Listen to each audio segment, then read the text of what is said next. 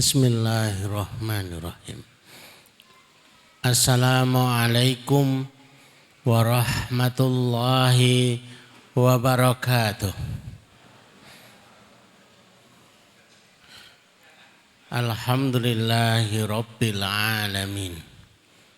Nahmaduhu wa nasta'inuhu wa nastaghfiruhu wa natubu ilaih.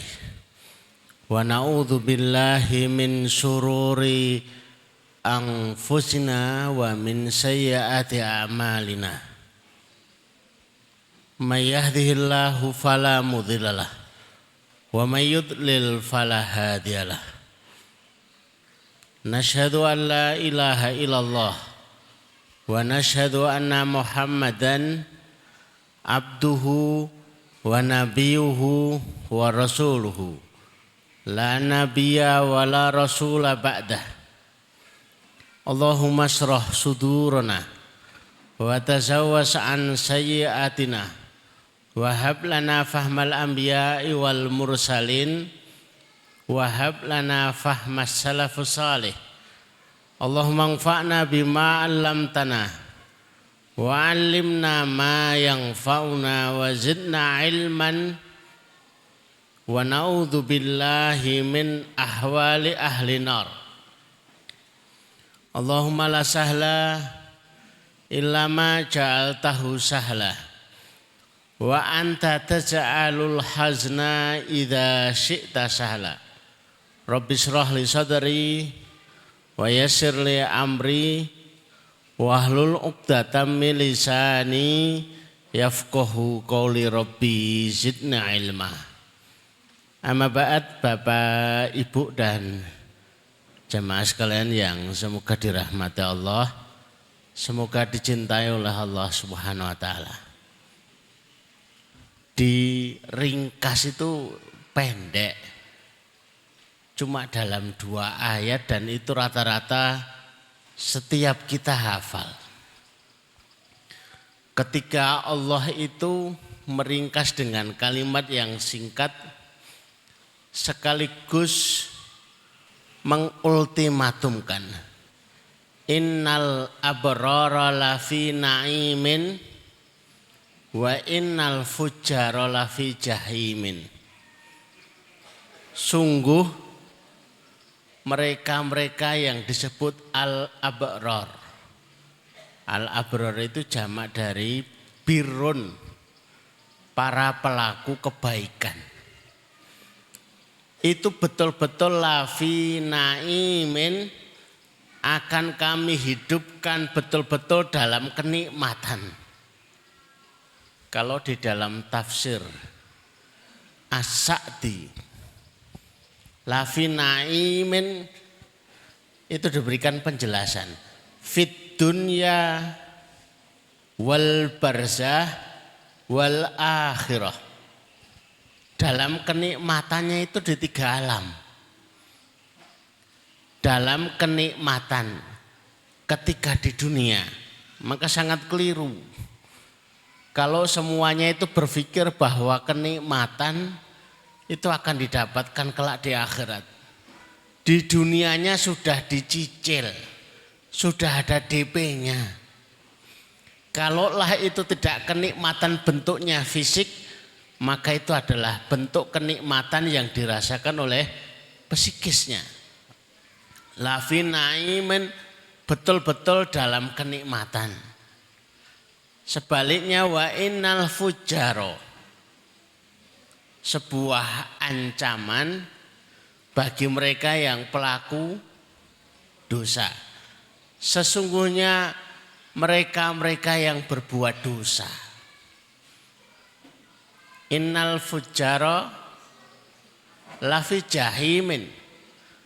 Puncaknya itu di neraka siksanya, tapi siksa dunianya itu sudah kelihatan.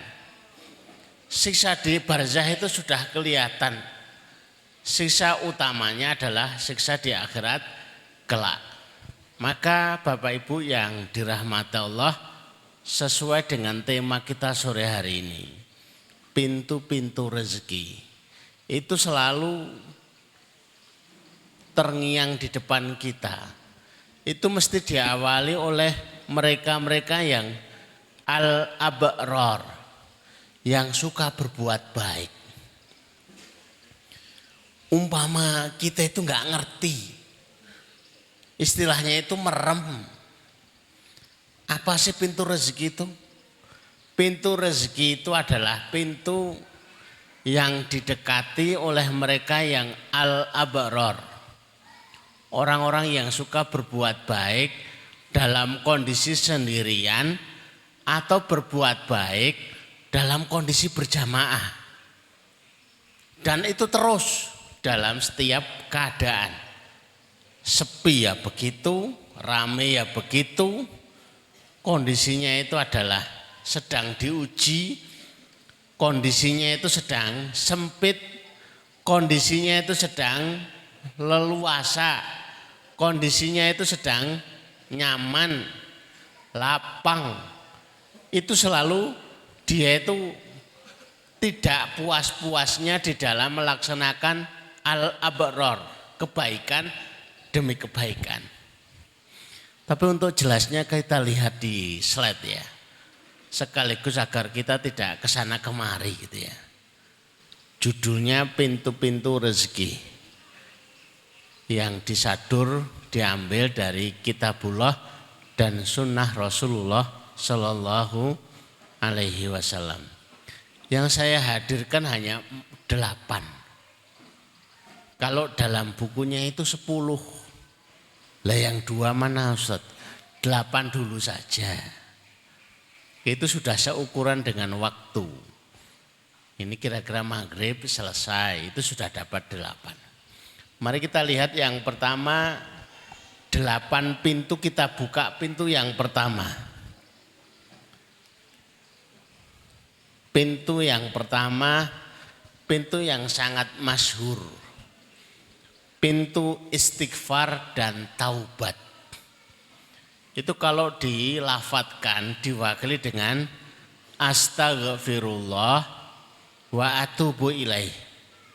Kalau waktu pagi itu dibiasakan Rasulullah 100 kali waktu duha.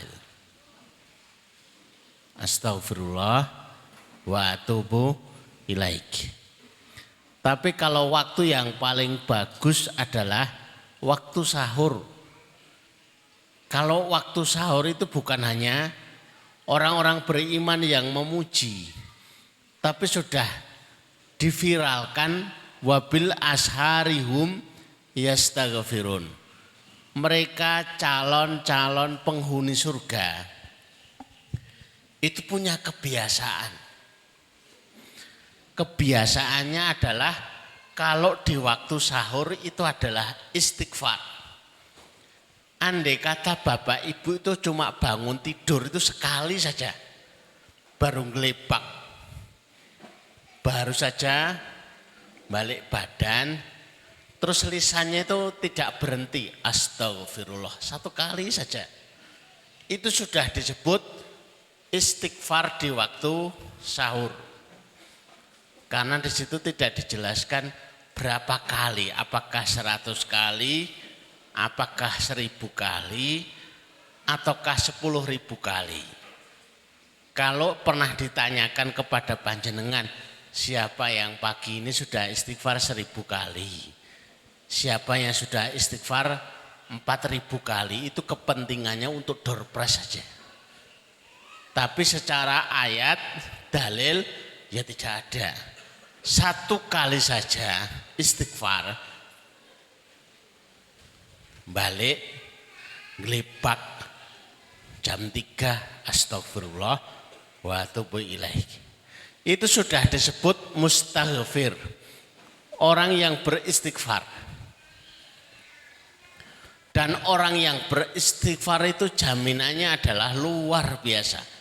Wa ma kanallahu ayu'adzibahum wa anta fihim. Tidak mungkin Allah akan mengazab suatu kaum, itu tidak mungkin. Kalau di dalamnya itu ada Rasulullah. Rasulullah kok masih hidup, itu enggak mungkin ada azab, itu enggak mungkin. Ternyata Rasulullah sudah meninggal. Maka peluangnya yang kedua, wa makana Allahu mu'adzibahum wa hum yastaghfirun. Yang kedua, tidak mungkin Allah itu akan mengadab, menyiksa suatu kaum, suatu kampung, suatu masyarakat sementara mereka itu adalah ahli istighfar. Jadi walaupun kelihatannya itu kacau ya, di televisi ditayangkan, di medsos juga disiarkan. Ini lagi musim gunung meletus, ini lagi musimnya ini adalah gempa, ini lagi musimnya adalah banjir. Sebenarnya mengkhawatirkan, tapi sebagai pengendali atas kekhawatiran kita, kegalauan kita, jadilah panjenengan itu adalah ahli istighfar. Paling tidak istighfar yang pernah dijalankan oleh Nabiullah Yunus alaihissalam. Nabiullah Yunus alaihissalam. Bagaimana Bapak Ibu hafal? La ilaha illa anta subhanaka inni kuntu minadz zalimin. Itu dilakukan Nabiullah Yunus 40 hari dalam riwayatnya. Beliau ditelan ikan, dibawa ya wirawiri, piknik dulu tapi di dalam ikan, di dalam perut, bukan di atasnya. Diceritakan fi dzulumatin tsalas, dalam kegelapan 3 lapis, kegelapan perut ikan. Ini kan repot. Sementara kita biasanya bukan ditelan ikan tapi nelan ikan. Di dalam perut ikan. Yang kedua, kegelapan di dalam lautan. Yang ketiga, kegelapan di malam hari.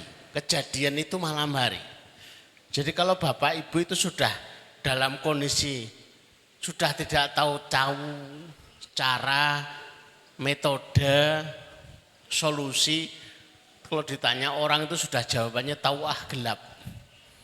Sudah sampai 3 kali. Ini solusinya gimana Pak? Tahu gelap. Gelap. Berarti sudah 3 kali. Saya yakin itu tidak akan segelap yang dialami Nabiullah Yunus. Dengan istighfar yang diriwayatkan kemudian sampai kepada kita, itu ada jaminannya. Wa kadzalika nunjil mu'minin.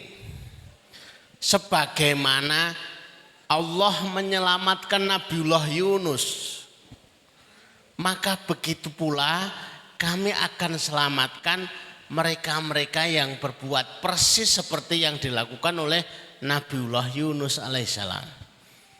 Jadi Bapak Ibu yang dirahmati Allah, sesulit apapun, segelap apapun suasananya, sudah nggak bisa mikir, sudah begitu gelap. Ini sudah nggak ada titik terang ini, sudah buntu. Maka masih ada la ilaha illa anta subhanaka inni kuntu minadz zalimin. Itu luar biasanya dan belum ada yang melazimi sampai 40 hari segetol, sepekat, serutin yang dilakukan oleh Nabiullah Yunus. Saya tuh pengen ada jamaah yang barangkali dengan kesulitannya 40 hari betul zikirnya itu terus.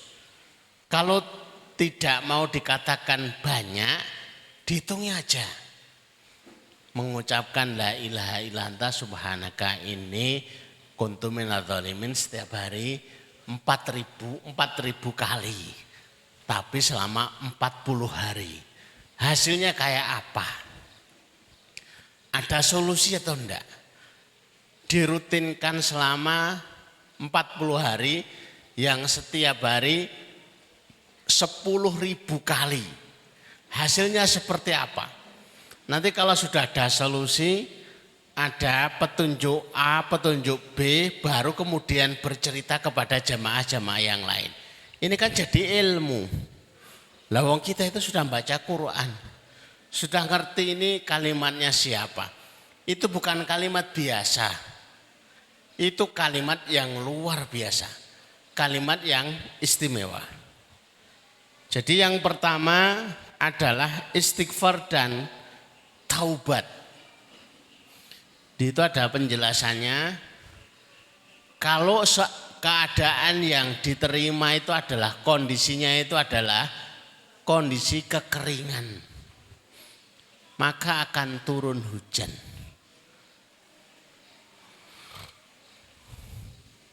Nabiullah Nuh alaihissalam itu satu orang nabi yang diberikan kesempatan hidup selama 950 tahun. Berarti ujiannya ya sudah mantap itu. Rekoson itu tenanan. Itu bagaimana bertahan, survive atas segala ujian. Itu ketemu dengan berapa kali musim. Boleh jadi ketemu dengan musim kekeringan, sulitnya air, dan macam-macamnya. Solusinya adalah istighfar dan taubat. Yursilis samaa alaikum midrara. Itu ada dalam surat Nuh, surat ayat yang ke-10, 11, 12. Yursilis samaa alaikum midrara. Akan diturunkan hujan dengan begitu derasnya. Hujan yang midroro. Midroro itu hujan deras tapi menyelamatkan. Bukan deras tapi menghanyutkan. Bukan deras tapi merusak. Deras tapi menyelamatkan. Yang kedua, wayum ditkum bi amwal. Diberikan oleh Allah yumdid. Yumdid itu dibentangkan harta. Hartanya diperbanyak. Ahlu istighfar itu yang dijanjikan adalah diberikan kemudahan harta, diberikan kekayaan, wabanin dan keturunan. Yang ketiga diberikan keturunan. Ada sekian tahun sudah menikah, berkeluarga, tapi belum dikaruniai keturunan. Maka istighfar itu yang menjadi solusinya. Atau jangankan kok anak, nikah aja belum, ya istighfar. Sudah menikah, tapi kehilangan pasangan, ya istighfar. Kesulitan air hujan yang melangka, istighfar. Harta yang melangka, istighfar. Keturunan yang melangka, istighfar. Pasangan yang melangka, istighfar. Ini malah solusi yang luar biasa ini, ketemu semuanya ini. Kalau sebelumnya itu ya hanya sekedar sapaan begitu saja, ya sudah istighfar begitu saja. Tapi ini betul-betul diseriusi. Jalan keluar di setiap kesempitan. Man lazimal istighfar. Bahasanya itu lazima. Siapa yang melazimi istighfar. Melanggengkan istighfar. Ja'alallahu, Allah akan menjadikan likulli dzikin faraja. Setiap kesempitan jalan keluar. Setiap kesulitan jalan keluar. Setiap himpitan itu kelapangan. Yang ketiganya diberikan rezeki yang tidak pernah dia itu menyangka. Menyangka aja enggak pernah. Mengira apa lagi. Itu istimewanya pintu istighfar dan taubat. Ini pintu yang pertama, sekaligus yang paling utama. Siapapun yang merasa rezekinya sempit, daganganipun iku sempit, kok mboten laris. Biasanya itu solusinya itu banyak, ini kok berkurang. Masalah-masalah yang disuguhkan kok bertambah banyak. Mau jualan ini jualan itu kok ya enggak laku-laku. Maka perbanyaklah istighfar, perbanyaklah taubat. Kita enggak ngerti di istighfar yang mana kita akan diberikan rezeki yang lancar. Ini pintu yang pertama. Selanjutnya pintu yang kedua itu takwa.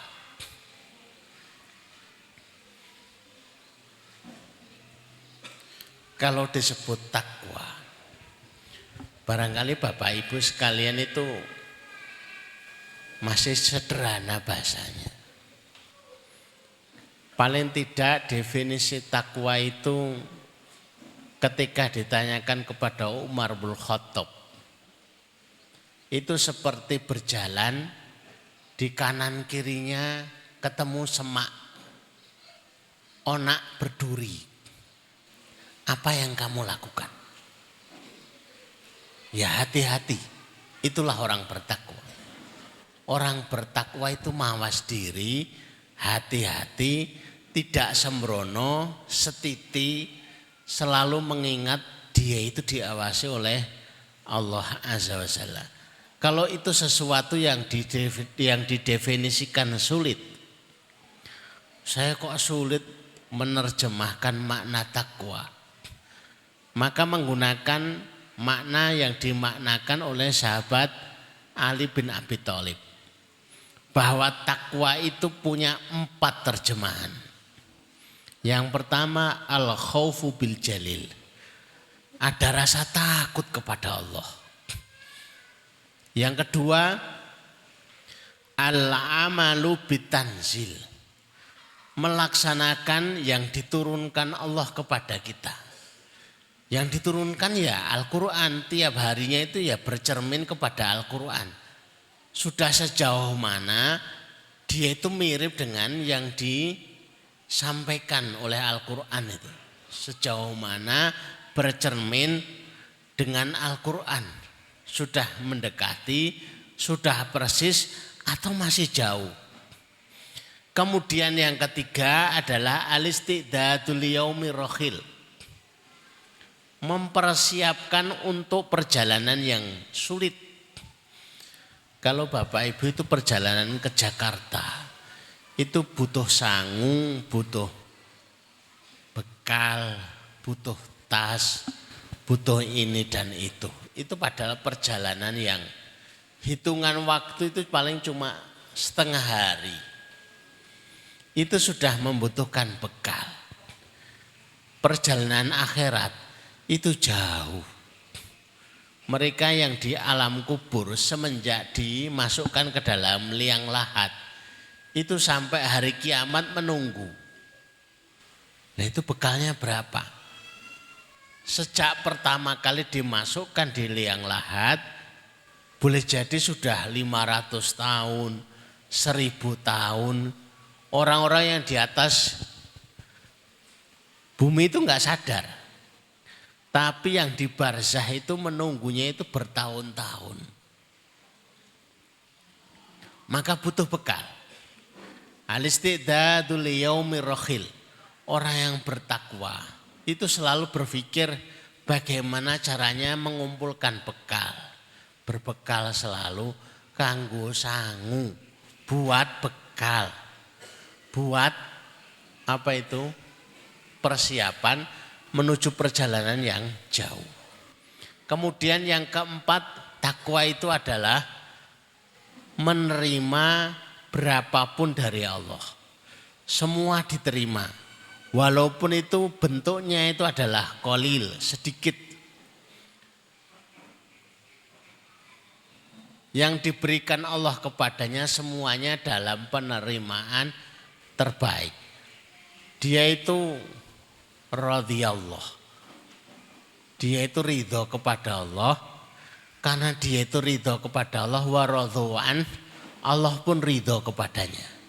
Untuk mendapatkan ridho Allah tidak mungkin didapatkan kecuali dia itu ridho kepada Allah. Kalau itu menilai kepada materi pada hari Jumat yang lalu, dia itu puas. Bukan cuma ridho, bukan cuma qanaah, bukan cuma nrimo, tapi sudah tingkatannya itu puas. Apapun yang diperbuat Allah adalah yang terbaik baginya. Asa antakrahu syai'a. Boleh jadi hatinya itu belum srek. Hatinya itu belum puas. Tapi selalu meyakini apapun yang diperbuat Allah adalah yang terbaik baginya.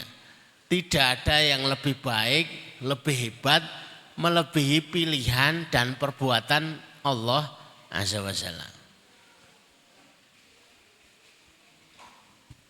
Untuk pintu yang kedua,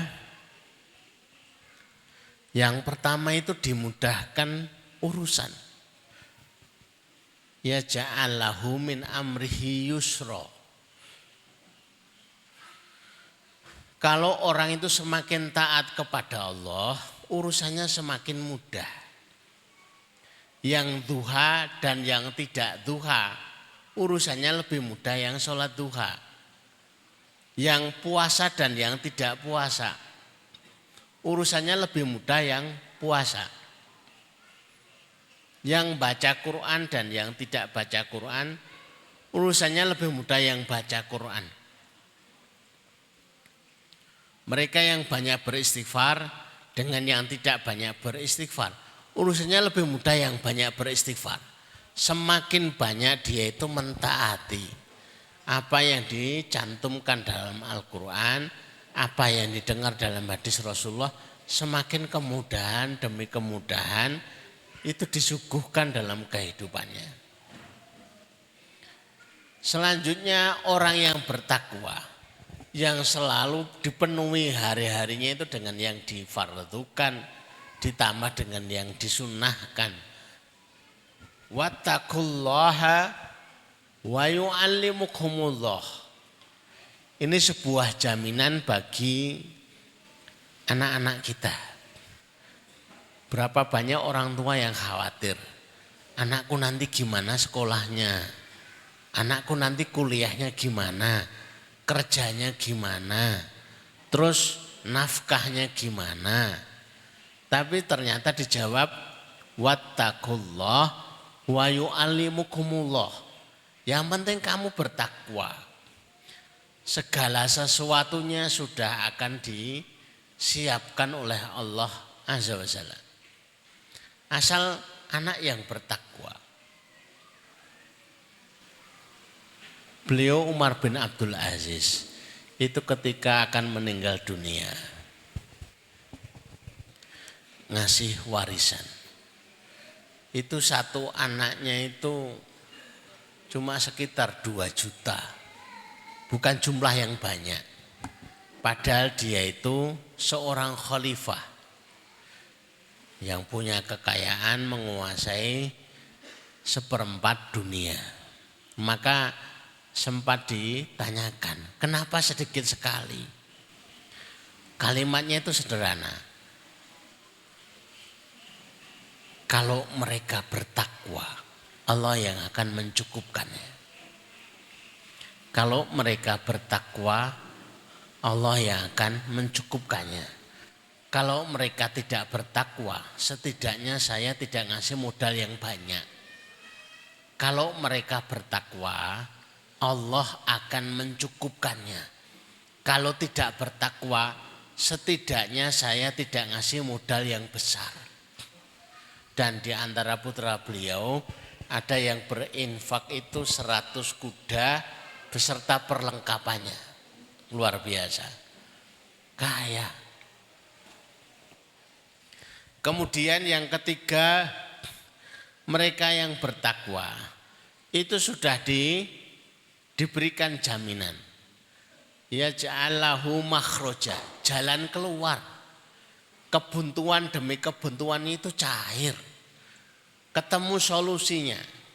Bukan hanya itu, mereka yang bertakwa itu ulaika ala hudam mir rabbihim wa ulaika humul muflihun. Mereka yang bertakwa adalah mereka yang dipastikan jaminannya itu distempel. Ini pasti akan selamat, diantarkan kepada tujuan, diarahkan kepada jalan yang memastikan kepada keselamatan. Itu jaminannya begitu. Untuk lebih jelasnya itu termuat di dalam surat At-Tolak ayat yang kedua dan ayat yang ketiga. Itu untuk dilihat, untuk bisa diulang-ulang sehingga lebih paham. Baik, pintu yang ketiga, beribadah sepenuhnya kepada Allah. Hari-harinya itu sibuk ibadah kepada Allah. Tafarraq li ibadati. Wahai hambaku, habiskan waktu kosongmu sepenuhnya kamu untuk ibadah kepadaku. Amla'u sodroka ginan. Aku akan penuhi hatimu dengan kecukupan. Wa asyuddu fakroka. Aku akan tahan kefakiran menghampirimu. Dia tidak akan dihinggapi oleh kefakiran. Yang nahan siapa? Allah Azza wa Jalla. Kalau Allah yang maha kaya, yang maha bisa, yang maha kuasa, yang menahan sendiri kefakiran, siapa yang berani menghadirkannya? Enggak ada.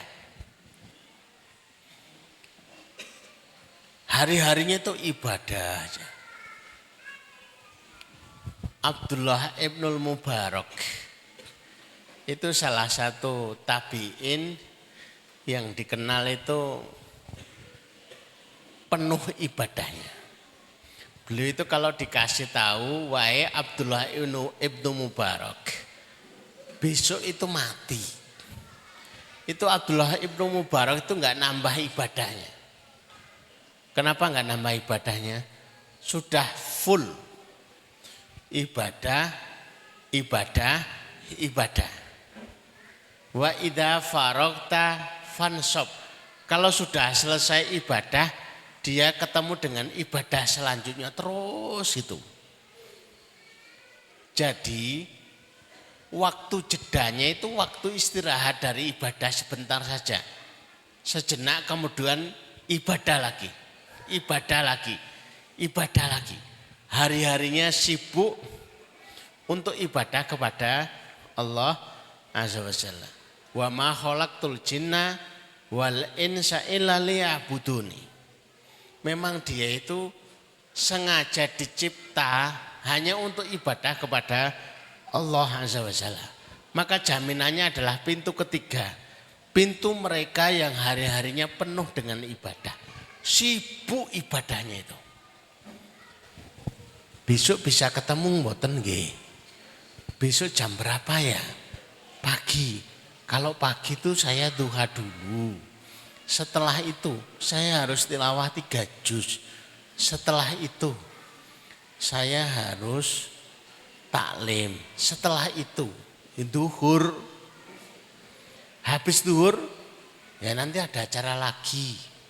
Ini harus istighfar 4.000 kali. Nggih, sore mawon. Sore ada acara lagi, Pak, ada pengajian, ada begini, ada begini. Ya sudah habis maghrib aja. Habis maghrib saya ngaji.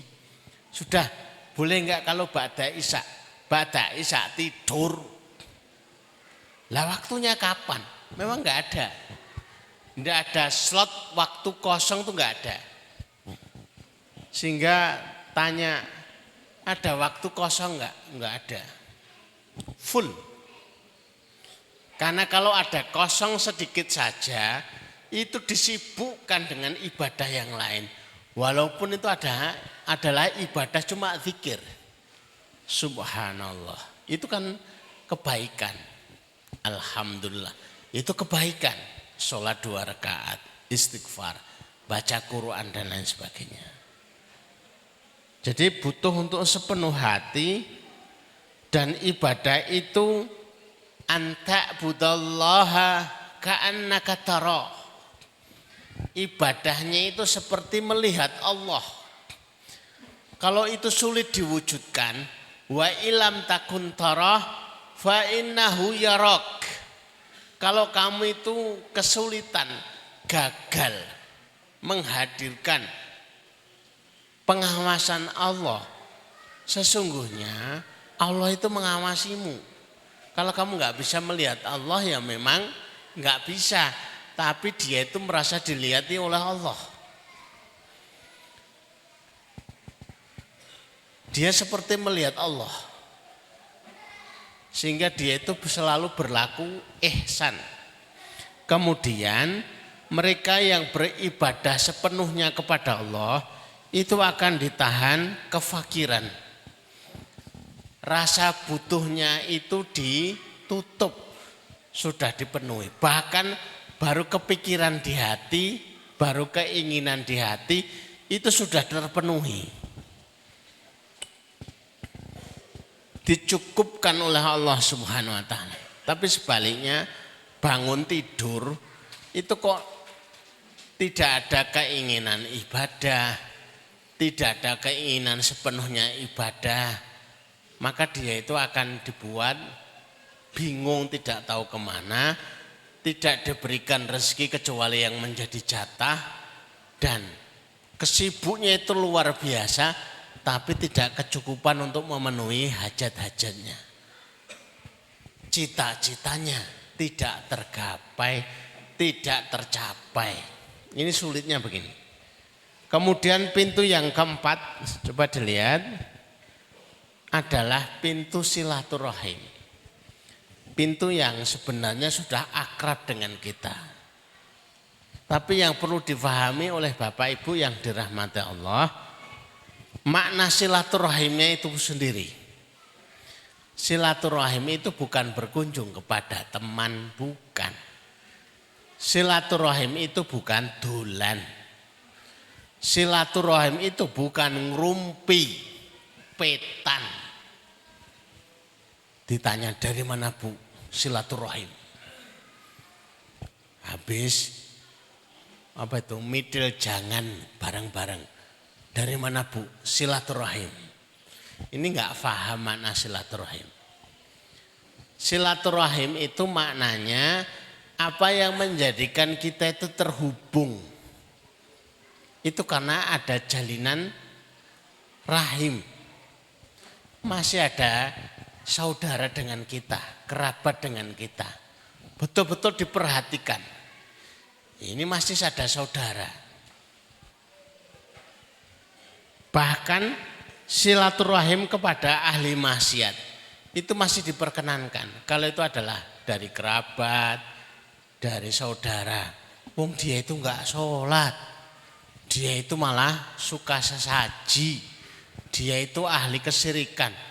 Silaturahimnya itu masih diperkenankan selama tidak mengikuti kemaksiatannya. Maka yang dijanjikan kepada mereka yang melazimi silaturahim, 2, man yuridu ayyan sa'alahu fi rizqih, siapa yang ingin diluaskan rezekinya. Kalau diluaskan itu maknanya ya sudah paham ya, luas banget ya, sampai mana-mana. Wa yu'akhiru lahu fi ajalihi, dan dipanjangkan eksistensinya, panjang usia. Yang harus dilakukan ilmunya sederhana, falyasil rahimahu, dia menyambung silaturahim. Orang yang suka menyambung silaturahim itu rezekinya luas, usianya juga akan barokah.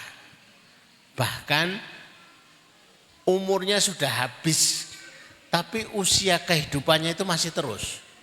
Diingat-ingat, diceritakan, mbah yang meneruskan, Ini ceritanya ini adalah dulu almarhum bapakmu itu orangnya baik.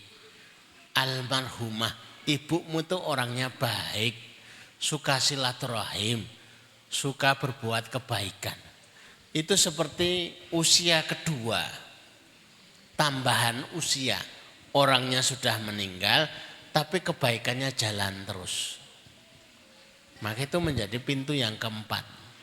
Di setiap hari Jumat ini diingatkan bahwa menyambung silaturahim itu termasuk sesuatu yang diperintahkan.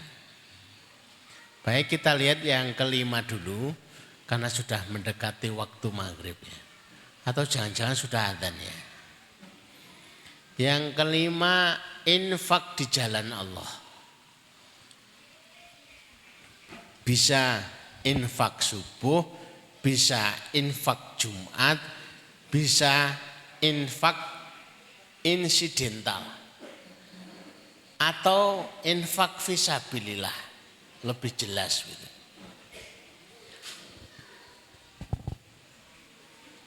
Memberikan kebutuhan, menutup dan menyambung kehidupan, dengan itu kehidupan berjalan, kebutuhan itu tersambung.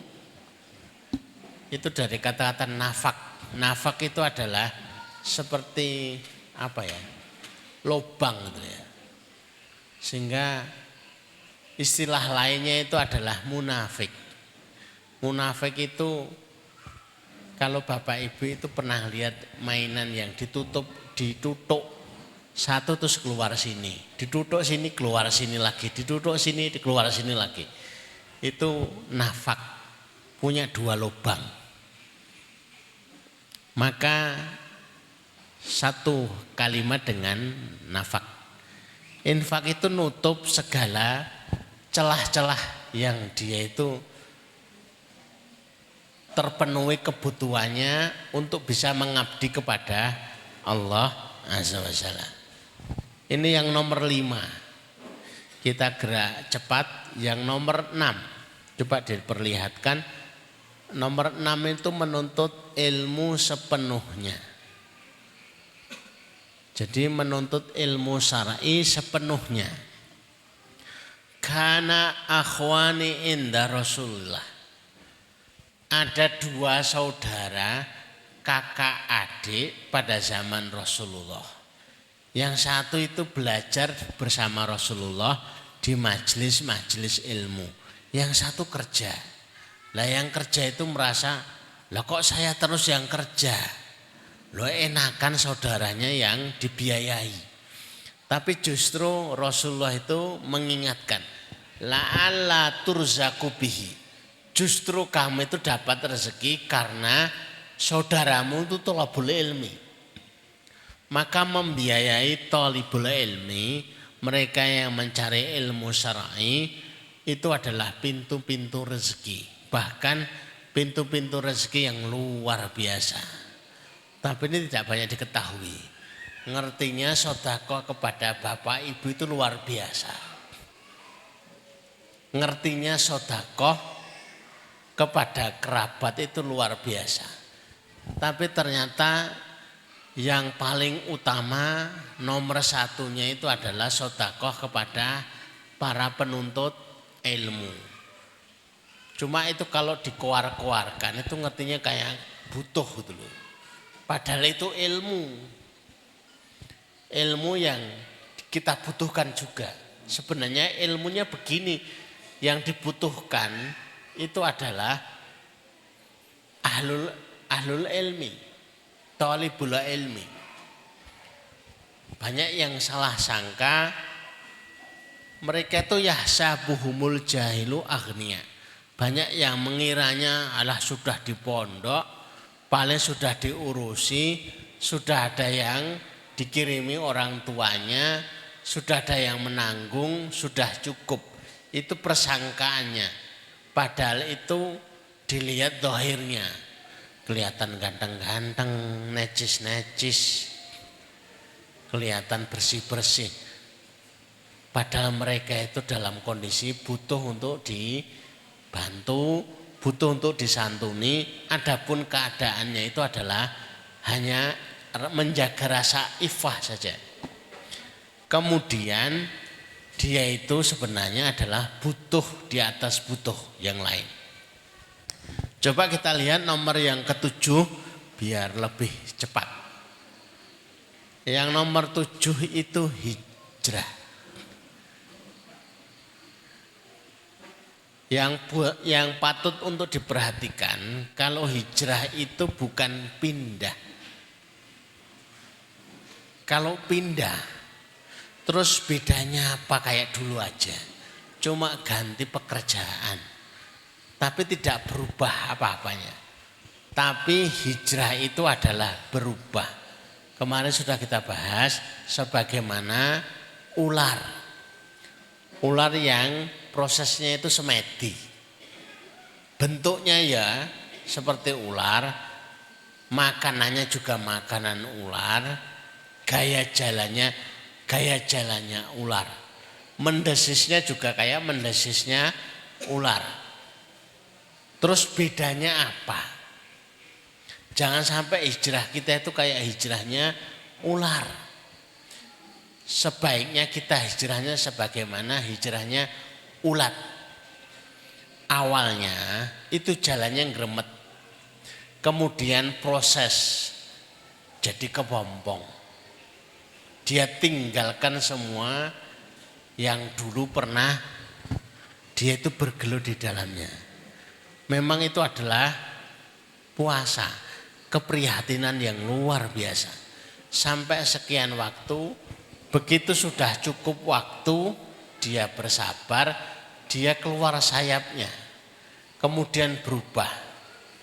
Makanan yang biasa dimakan ulat itu tidak sama dengan makanan yang dimakan kupu-kupu. Bahkan gaya jalannya itu sudah beda. Ulat dengan kupu-kupu itu gaya jalannya sudah beda. Kalau kupu-kupu jalannya gimana Bapak Ibu? Terbang. Kalau ulat gremet. Kemarin sudah kita beritahu, kalau ada kupu-kupu jalannya yang gremet, itu kupu-kupu apa? Kupu-kupu goblok. Lawang sudah punya sayap kok masih gremet. Sudah jadi orang bertakwa.